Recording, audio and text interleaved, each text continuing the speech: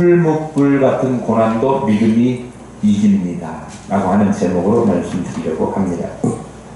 느부갓네살이 두라 평지에 금신상, 거대한 금신상을 세우고 거기 이제 세운 기념으로 낙성식을 하는데 고위 관료들을 다 초대했습니다.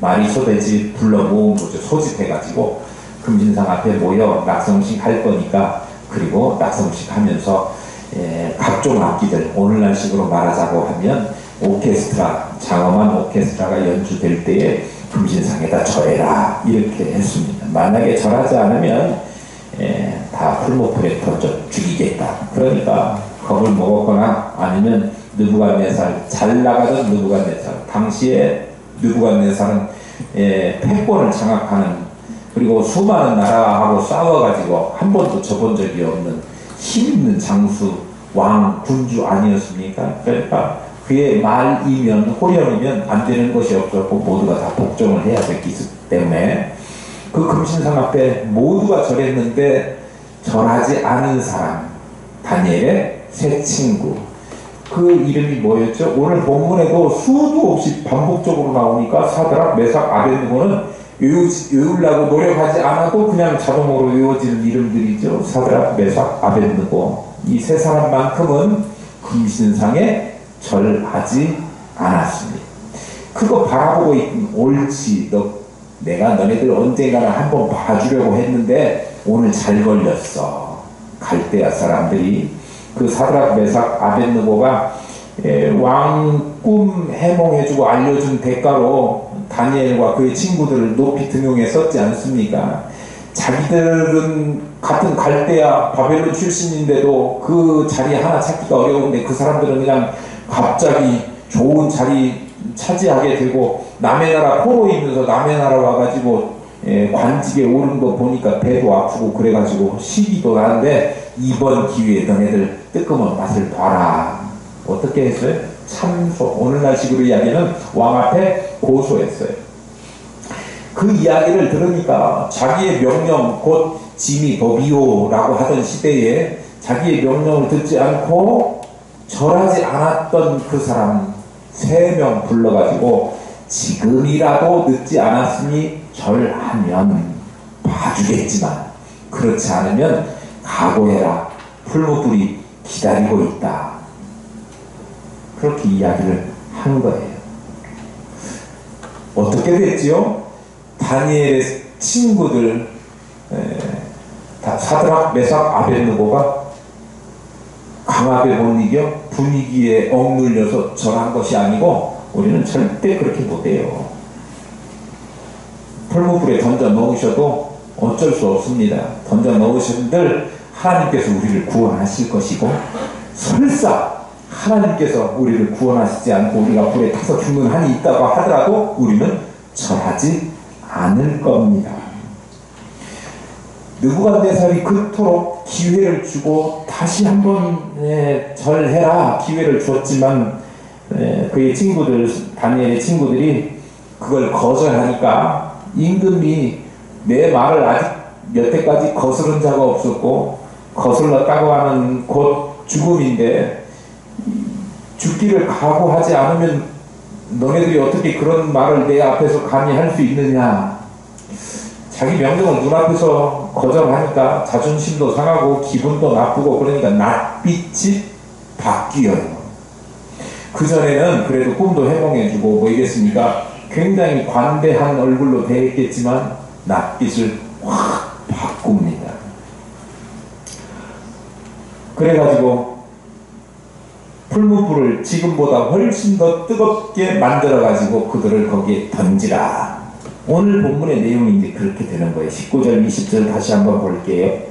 느부갓네살이 분이 가득하여 사드락과 메삭과 아벳느고를 향하여 얼굴빛을 바꾸고 명령하여 이르되 그 풀무불을 뜨겁게 하기를 평소보다 7배나 뜨겁게 하라 하고, 군대 중 용사 몇 사람에게 명령하여 사드락, 메삭, 아벳느고를 결박하여 극렬히 타는 풀무불 가운데 던지라 하니라.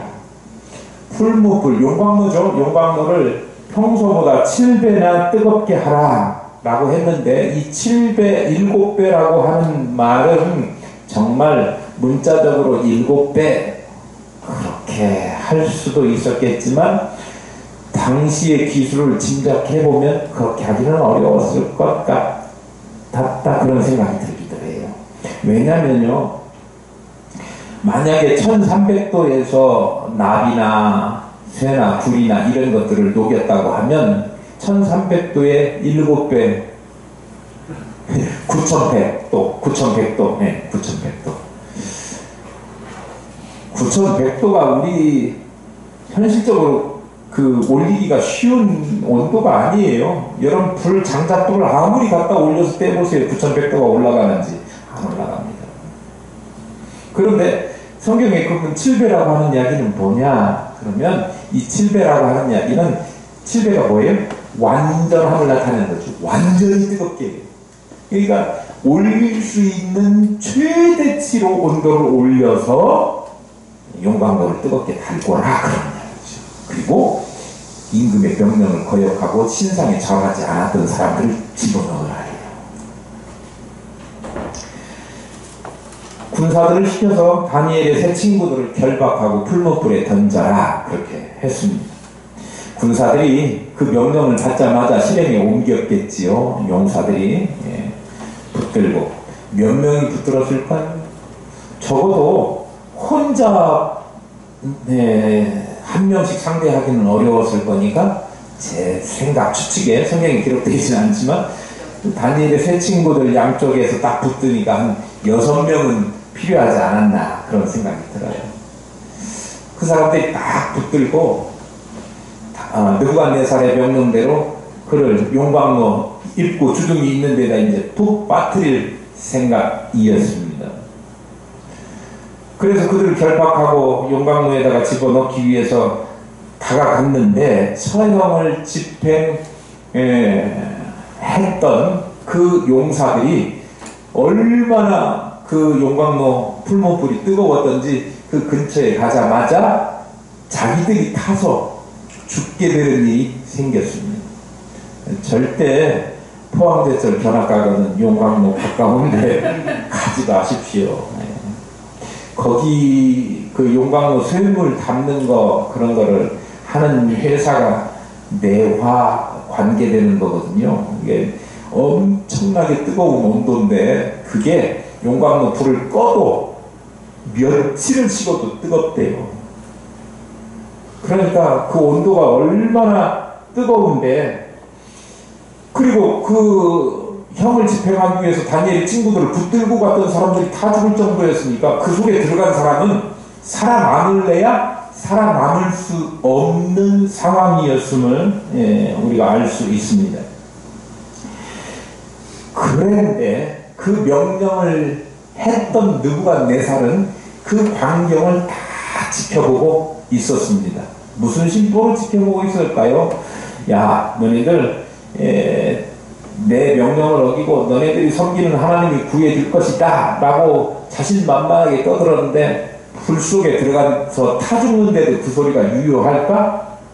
나 한번 보겠어 하고 자기 두눈을 부릅뜨고 그걸 쳐다보고 있었을 겁니다. 자신의 눈으로 그들이 하나님이 지켜주신다고 하는 그 믿음의 말을 했지만 그럼에도 불구하고 그들이 죽어가는 모습을 지켜보려고 했었을 거예요. 그런데 느부갓네살은 생각지도 못했고 상상할 수도 없는 일을 자기 눈으로 보고야 말았습니다. 놀라운 장면을 목격하게 됐는데 평소보다 7배나 뜨겁게 한 그 풀무불 용광로 속에 던져졌던 세 명의 친구들이 결박해서 집어넣었는데 결박이 풀린 채 용광로 불 속에서 그 속에서 거닐고 있는 거예요. 마치 산책하는 것처럼. 이게 무슨 일입니까? 만화영화에 나오는 일도 아니고 상상할 수 없는 일 아닙니까? 몸을 자유롭게 움직이면서 더군다나 3명 던졌는데 자기 눈으로 확인해 보니까 4명이 왔다 갔다 하는 것처럼 보인다 그 말씀이에요. 24절 25절입니다. 그때에 느부갓네살 왕이 놀라 급히 일어나서 모사들에게 물어 이르되 우리가 결박하여 불 가운데 던진 자는 세 사람이 아니었느냐. 하니 그들이 왕에게 대답하여 이르되 왕이 올소이다 하더라. 왕이 또 말하여 이르되 내가 보니 결박되지 아니한 네 사람이 불 가운데로 다니는데 상하지도 아니하였고 그 넷째의 모양은 신들의 아들과 같도다 하고. 예. 3명 걷었는데 4명이 걸어 다니는 거 보게 되었지요. 예. 그 주변에 있는 모사 반려들에게 물어봤어요. 처음에 3명 던진 거 맞지? 분명하지? 확인했어요. 주변에 같이 눈 부릅뜨고 지켜보았던 신하들 느부갓네살이 본 거하고 동일하겠지요? 그렇다고 했습니다. 실제 목격한 상황이에요. 그런데 그 3명 던졌는데 4명이 된 거에 대해서 느부갓네살은 뭐 천사다 그렇게 이야기하기도, 신들의 아들 같다 뭐 이렇게 이야기하기도 하고, 또 신학자들 가운데도 천사가 와서 도와주었을 것이다, 천사장 가브리엘일 것이다 라고 추정하는 사람도 있고, 그런데 성경에서 분명하게 그에 대해서 못 박아서 기록하고 있지 않기 때문에 잘 몰라요. 어떤 신학자들은 그게 이 일이 있은 후에 한참 후에야 주님께서 육신을 입고 이 땅에 오시잖아요. 이 땅에. 그러니까 성육신 하기 전에 선제하셨던 제2 하나님, 2위 하나님 그 예수님께서 이 땅에 성육신 하기 전의 모습으로 그곳에 가셔서 그들을 도왔다. 왜냐하면 주님은요, 이 땅에 육신의 몸을 입고 오셨지만 그 전에도 이미 존재하신 분이었고, 그 주님은 우리에게 뭐라고 불리워지도록 그 숲의 고지가 되었죠? 임마누엘이라고 고지가 됐죠. 임마누엘은 우리와 함께 하신다라고 하는 뜻 아닙니까?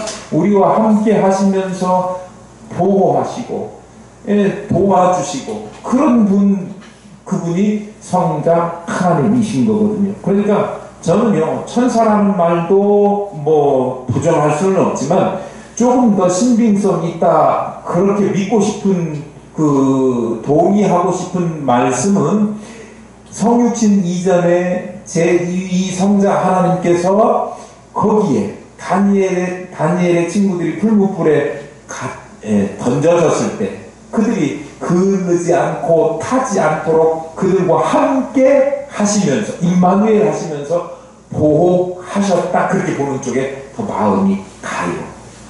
그것이 중요한 건 아닌데 어쨌든 하나님의 도우심이 있었으면 틀림없죠. 진짜로 풀무불에 던져졌는데 머리털 하나 상하지 않고 그르지 않고 수검댕 냄새도 나지 않을 정도로 건재하게 그들이 살아있었다고 하는 것은 하나님의, 전능하신 하나님의 능력이 아니고서는 여러분들 뭘로 그것을 풀이하고 해결할 수 있겠습니까? 우리 육체는요, 정말 성분을 검색하면 다 타고 없어질 것밖에 없어요. 다 탑니다. 그런데 아무런 해도 당하지 않고 오히려 불 속에서 산치같이 그곳을 힘차게 활보하고 있었다고 하는 것은 전능하신 하나님이 도우심이 그들과 함께 하셨다. 밖으로 막 뿜어져 나오는 엄청난 화염, 그 속에서도 어마어마하게 뜨거운 용광로 속에서 그 친구들을 전혀 타지 않게 모든 결박이 풀리게 한 채 신의 형상을 지닌 어떤 모습을 가진 인물과 함께 자유롭게 걸어다닌 장면을 여러분들 한번 생각해 보십시오. 그 장면을 보면 이사야서 43장 2절 말씀에 내가 불 가운데로 다닐지라도 지날 때에도 타지 아니할 것이요 불꽃이 너를 사르지도 못하리라, 그런 말씀이 있잖아요. 그 말씀이 사실은요, 어떤 말씀이냐면 이 불이라고 하는 것은 우리가 살아가면서 당하게 되는 시련과 그런 것들을 상징적으로 의미하는 거거든요. 그런데 상징적으로 그들이 이루어진 것이 아니라 이사야서 43장 2절의 말씀, 불 가운데로 가도 해를 당하지 않고 타지 않는다라고 하는 말씀이 다니엘의 친구들에게는 문자 그대로 성취된 거예요. 믿음을 가지고 그들이 주님만 하나님만 섬기기로, 다른 신들에게 절하지 않기로, 신상에 금신상에 절하지 않기로 결단하고 그대로 죽기를 각오하고 했더니 하나님께서 그들의 믿음을 보시고 불 속에서도 그들을 사르지 못하게, 태우지 못하게 당하지 아니하도록 하나님께서 지켜주셨다라고 하는 거죠. 조금도 상하지 않고 그름도 없고, 풀무불 용광로는 철이나 금속 뭐 이런 것들을 재련하는 그런 장소 아닙니까? 다 순식간에 녹아서 없어지는 것이 그곳이, 무사한 것은, 거기에 들어가서 무사한 것은 아무것도 남지 않습니다. 그런데 그거를 평상시보다 7배나 더 뜨겁게 했다. 어떤 분들은 그런 이야기 하더라고요. 그것도 좀 일리는 있어요. 당시 바벨론 그 제국이 있었던 두라 평지 신상 세웠던 그곳은요, 오늘날로 말하면 어디냐면 이라크 지역입니다. 이라크가 산유국으로 유명한 거 아시죠? 당시에도 그곳에는 석유가 매장돼 있어서 그것을 사용해서 재련을 하도록 그런 풀무불을 만들었을 것이고, 그 장작이나 이런 걸 떼가지고는 도저히 금속이나 이런 걸 녹일 수 있는 온도에 도달하지 않기 때문에 당시 그 장소가 최적의 장소였고, 떼던 불을 만들던 석유였을 것이다 추정을 하는데요. 그거를 다른 때보다 7배 더 넣었으니 얼마나 화력이 대단했을 것인가. 그렇게 이야기하는 사람도 있더라고요. 어느 정도 신빙성이 없지는 않다, 그런 생각이 들어갑니다. 어쨌든 그곳에 들어가서 살아남을 것은 아무도 없는데 불구하고 진짜 하나님만 섬기겠다라고 하는 흔들리지 않는 믿음, 변함없는 믿음, 그들이 그 믿음을 가지고 있었던 이 3명 다니엘의 친구 사드락 메삭 아벳네고는 그 불꽃도, 불이 뭐예요? 태우고 녹이는 그 본연의 임무를 하지 못하고 무력화시키는 것이 뭐였느냐면 믿음이었다라고 하는 거예요. 진실된 믿음.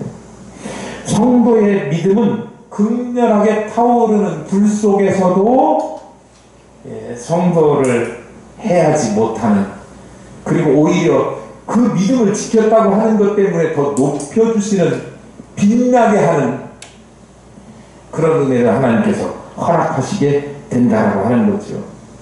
다니엘의 친구들이 경험했던 그 극렬한 불꽃은요, 아까도 말씀드렸지만 성도들이 겪게 되는 시험을 상징적으로 의미하기도 합니다. 극렬하게 타오르는 불같은 시험이 우리에게 닥쳐도 그것이 정말 고통스럽겠지요. 그리고 들어가기 전까지는 아무리 내가 믿음을 가졌다고 하더라도 저기 들어가면 죽는데 라고 하는 불안감이 있을 수 있을 거 아닙니까?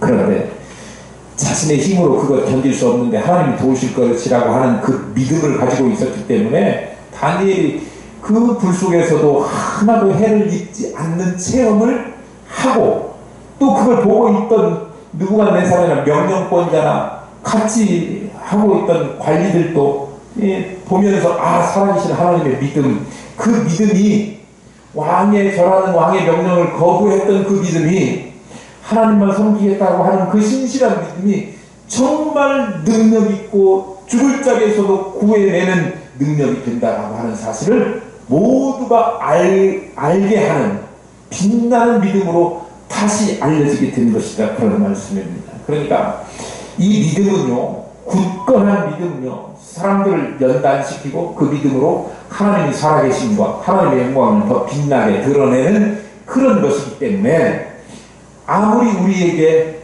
어떤 거요? 불같이 용광로처럼 전혀 사랑할 기미가 없는 그런 시험이 온다고 하더라도 어떻게 해야 된다고? 믿음만큼은 잃어버리지 말고 흔들리지 말고 그렇게 나가셔야 된다, 그런 말씀입니다. 광복절이 됐는데요, 일제 때, 지난번에도 제가 한번 말씀드렸잖아요.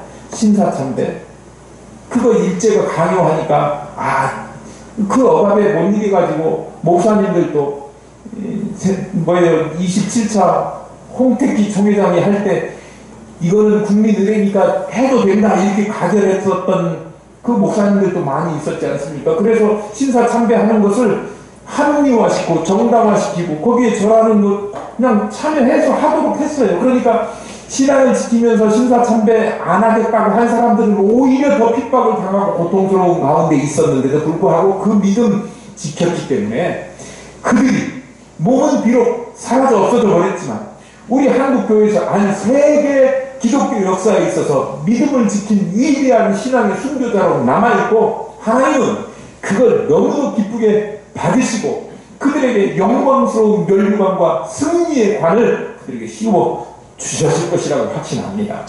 네. 오늘날 우리나라가 광복을 얻게 하고 그들의 믿음이 헛되지 않았다. 믿음의 정전을 지켰던 것이 헛되지 않았다. 정말 찬란한 믿음을 그들이 우리에게 남겨주었다라고 하는 신앙의 유산을 가지고 오늘 광복 79주년 예배가 되는 거 아닙니까?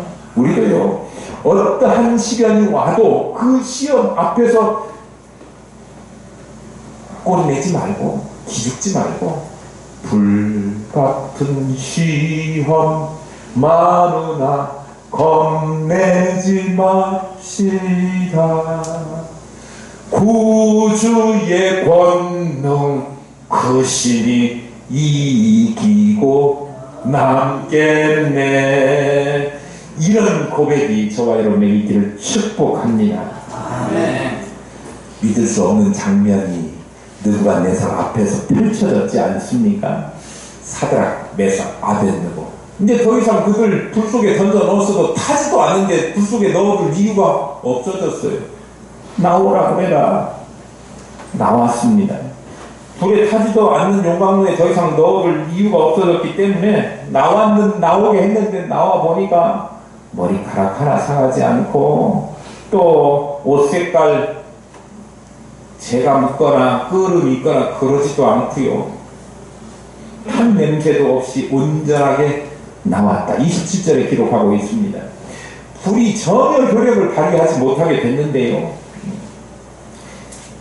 용광로 근처에 가지 않았던 사람처럼 그들이 온전하게 보존되고 불 속에서 나오게 되었는데 하나님은 그 시련 가운데 시험 가운데 죽을 고비 가운데 그의 백성들을 구원하시는데 하나님의 그 구원이 얼마나 완벽한지 하나님의 사람을 손대지 못하게 하나도 사단 마귀가 불이 태우지 못하게 흔적도 남기지 않고 그들을 구원하신 하나님의 능력이 얼마나 완벽한지를 우리에게 보여주고 있습니다.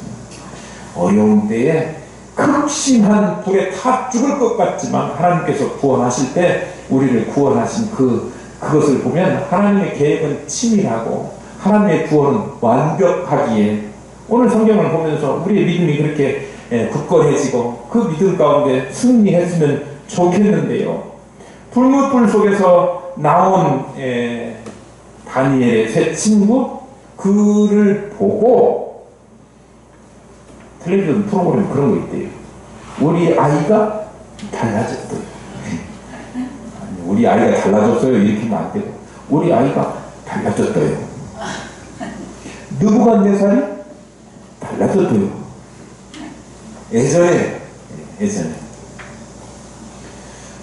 예전에 하나님 비난하기를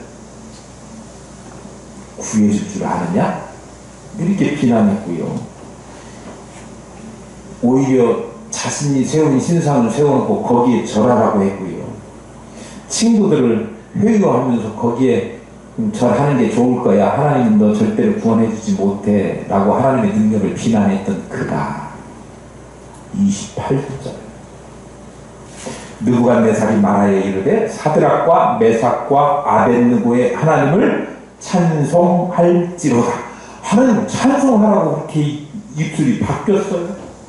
그가 그의 천사를 보내사 천사라고 생각하고 있죠. 느부갓네살은 자기를 의뢰하고 그들의 몸을 바쳐 왕의 명령을 거역하고 그 하나님밖에는 다른 신을 섬기지 아니하며 그에게 절하지 아니한 종들을 구원하셨다.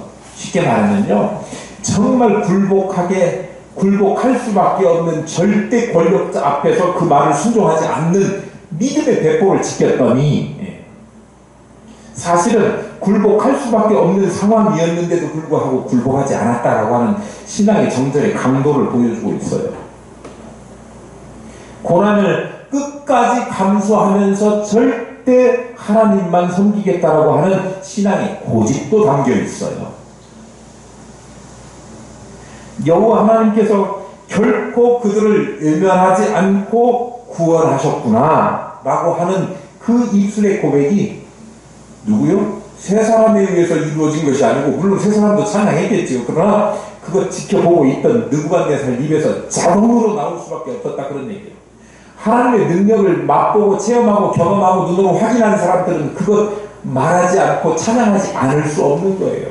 아무리 자기의 권력이 세상을 압도할 만큼 강자였던 느부갓네살이라고 하더라도 하나님 앞에서는 일반 사람들과 별반 다르지 않아요. 하나님이 너 끝! 하면 끝나야 돼요. 금신상으로 되어 있어도 은으로 된 다른 제국들이 생겨날 수 있도록 하시는 분이 하나님이시잖아요. 하나님은 능력의 하나님이에요. 자기가 아무리 강해도 절대 능력의 소유자이신 하나님 앞에 압도될 수밖에 없는 거고, 하나님의 그 능력을 경험한 느부갓네살이 예전에 그 천박하고, 아니 교만하고 그 믿음 없었던 이방신을 섬겼던 그 권력자의 하나님을 모르던 그 입술을 통해서 하나님을 찬양하는, 하나님을 인정하지 않을 수 없는 상황이 되어버리고 말았다고 하는 것입니다. 우리도요, 하나님의 은혜를 경험하고 목격했으면 하나님의 능력을 찬송하고 또 그 이야기를 사람들에게 전파하고 알려야 됩니다. 4장에 보면 이거 느부갓네살이 그거 너무도 좋아가지고요, 우리 아이가 달라졌다고 했잖아요. 느부갓네살이 달라졌다고 했잖아요. 지금까지는 하나님 비판하고 너네 하나님 구해주는 거 봐라 하고 풀무불에 던져놓았지만, 풀무불에서 건지신 하나님을 보고 꿈을 통해서 하나님이 이루어 가시는 것을 보고 하나님에 대해서 인정하지 않을 수 없었기 때문에 그가 바뀌어가지고 조선을 내려요. 하나님 섬겨? 하나님 비난했다가 다 죽을 줄 알고 이런 조선을 내립니다. 바뀌게 되잖아요. 하나님의 능력을 경험하고 우리 정말 죄악 가운데 빠져서 죽을 수밖에 없는 인생이었는데 우리를 이 자리에 앉게 하신 것이 기적 아닙니까? 풀무불 같은, 절대로 그곳에서 살아나올 수 없는 존재였던 우리, 죄악 가운데서 죄악 가운데 죽을 수밖에 없는 우리를 하나님이 구원하셔서 이 땅에서 하나님의 영광을 맛보고 경험하고 체험한 사람으로, 하나님 나라 소망을 가지고 살아갈 사람으로 이 자리에 있게 하셨는데, 그걸 경험한 사람이라면 하나님을 찬송하는 입술로 바뀌어져야 돼요. 그 하나님을 찬송한 입술을 가진 사람들은요, 그동안의 불경한 태도, 또 하나님을 배반하고 살았던, 죄악 가운데 살았던 그 삶의 모습들을 다 제하여 버리고 구원을 베푸시는 하나님, 그분만 전능하신 하나님이라고 하는 사실을 인정하고, 그리고 삶의 태도를 전환해야 한다라고 하는 것입니다.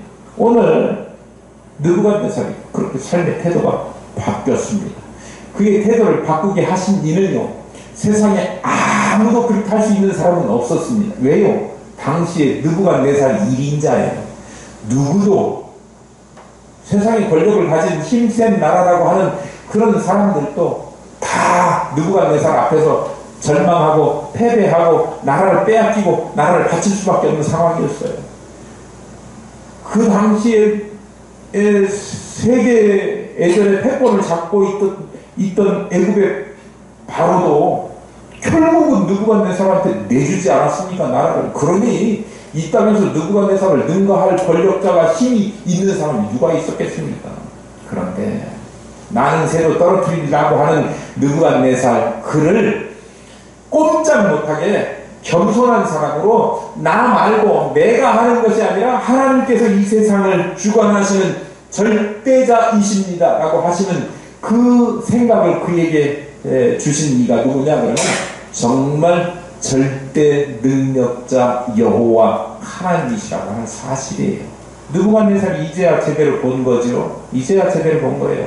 우리도요, 때때로는요, 권력이 우리의 삶을 책임져 줄 것이다, 돈이 우리의 삶을 책임져 줄 것이다, 어떤 아무리 어려워도 친구들이 우리를 도울 것이다. 어려운 상황이 되면. 그런데요, 세상에 믿을 것 아무것도 없습니다. 왜냐하면 그들의 능력이라고 하는 것 자체가 불완전하기 때문에 그래요.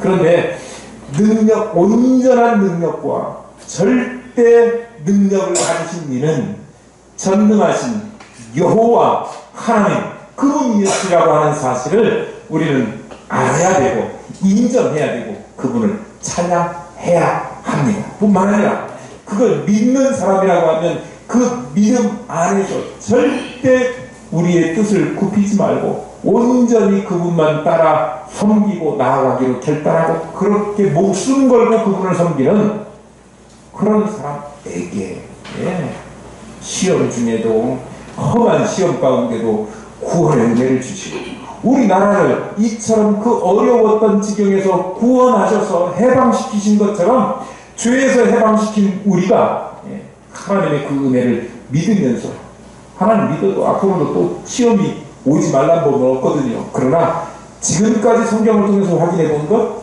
우리의 역사 가운데 광복을 주신 하나님의 은혜를 통해서 우리가 경험한 것, 이것을 통해서라도 앞으로도 절대 능력을 가지고 계시는 하나님 앞에서 그분 의지하고 믿는 믿음을 변하거나 흔들리지 않고 살아가시는 저와 여러분 될 수 있기를 축복합니다.